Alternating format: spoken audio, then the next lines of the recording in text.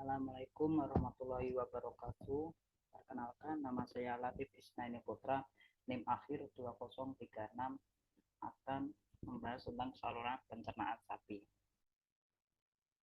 Yang pertama ada hewan ruminansia mammalia, sekumpulan hewan pemakan tumbuhan atau herbivora yang mencerna makanannya dalam beberapa langkah, yaitu menelan bahan mentah, lalu mengeluarkan makanan yang sudah setengah dicerna dari perutnya, lalu mengunyahnya lagi. Lambung ruminansia tidak hanya memiliki satu ruang, tetapi lebih dari satu ruang. Organ pencernaan ruminansia. Yang pertama ada mulut, dibentuk oleh tiga atap. Yang pertama palatum durum, yang kedua palatum mole, yang ketiga velum palestini. Dasar rongga mulut bersifat lunak. Di dalam terdapat gigi, lidah, dan kelenjar ludah. Rahang dapat bergerak menyamping untuk menggiling makanan. Yang kedua ada esofagus, terletak di antara rongga mulut dan lambung atau rumen. Makanan hanya melewati esofagus tanpa melalui proses apapun. Hal ini karena kerongkongan ruminansia umumnya sangat pendek, sekitar 5 cm, tetapi mampu melebar untuk menyesuaikan ukuran dan tekstur makanan. Yang ketiga ada lambung. Lambung ada 4, yaitu rumen atau perut besar, retikulum atau perut jala, omasum atau lambung buku, dan apomasum. Rumen atau perut besar. Pada rumen, tempat pencernaan sebagian besar serat kasar dan proses fermentasi dengan bantuan mikroorganisme, yaitu bakteri anaerob dan protozoa. Fungsi bakteri anaerob dan protozoa melakukan proses fermentasi, pembentukan vitamin B kompleks dan K, dilapisi oleh papila untuk memperluas permukaan sehingga dapat meningkatkan penyerapan atau absorpsi. Retikulum atau perut jala. Di retikulum, makanan dibentuk menjadi gumpalan-gumpalan kasar yang disebut bolus. Ketika sapi beristirahat, bolus yang disimpan sedikit demi sedikit dikeluarkan dari retikulum ke mulut untuk dikunyah lagi.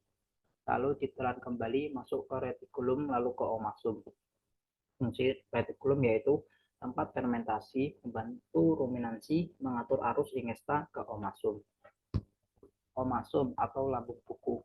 Omasum adalah lambung ketiga yang dimiliki oleh ruminansia, disebut sebagai perut buku. Omasum memiliki lipat-lipatan seperti buku. Fungsi omasum adalah untuk digesti, menyaring partikel pakan yang besar, absorpsi, dan mengatur arus ingesta ke apomasum. Partikel yang masih terlalu besar akan dikembalikan ke retikulum dan akan mengalami regurgitasi atau dikeluarkan kembali ke mulut untuk mengalami proses remastikasi atau pengenyahan kembali. Apomasum. Apomasum atau perut sejati pada ruminansia berfungsi seperti perut pada ternak non-ruminansia. Dinding apomasum memiliki kelenjar-kelenjar pencernaan yang menghasilkan cairan lambung berupa pepsinogen, garam, anorganik, mukosa, asam hidroklorat atau HCl, dan faktor interistik yang penting untuk absorpsi vitamin B1-2 secara efisien.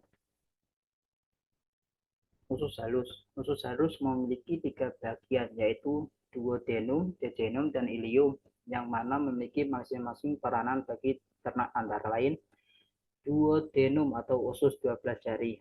Asam yang dihasilkan dari lambung bercampur dengan getah pencernaan dari pankreas, hati, kandung empedu, dan sel-sel kelenjar pada dinding sel usus halus itu sendiri. Jejunum atau usus kosong. Makanan yang terdapat di jejunum mengalami pencernaan secara kimiawi dengan bantuan enzim yang dihasilkan dari dinding usus. Ilium atau usus penyerapan. Terdapat banyak fili atau lipatan atau lekukan atau sering disebut dojot usus. Fili berfungsi sebagai memperluas bidang penyerapan usus halus sehingga penyerapan zat makanan akan lebih maksimal. Usus besar. Sisa-sisa dari proses pencernaan sebelumnya akan didorong ke usus besar. Usaha pencernaan tersebut masih memiliki mineral dan air yang akan diserap di usus besar. Seluruh zat yang diserap akan didistribusikan ke seluruh tubuh, dengan sisa pencernaan akan dikeluarkan melalui rektum. Rektum merupakan bagian ujung dari usus besar yang berfungsi sebagai tempat terjadinya penyerapan air dalam proses pembentukan feses dengan konsistensi yang lebih padat. Lapisan rektum yang lebih tebal berfungsi agar tidak terjadi kerusakan pada dinding usus dan membantu dalam proses gerakan peristaltik untuk mengeluarkan feses. Sekian dari saya. Terima kasih. Wassalamualaikum warahmatullahi wabarakatuh.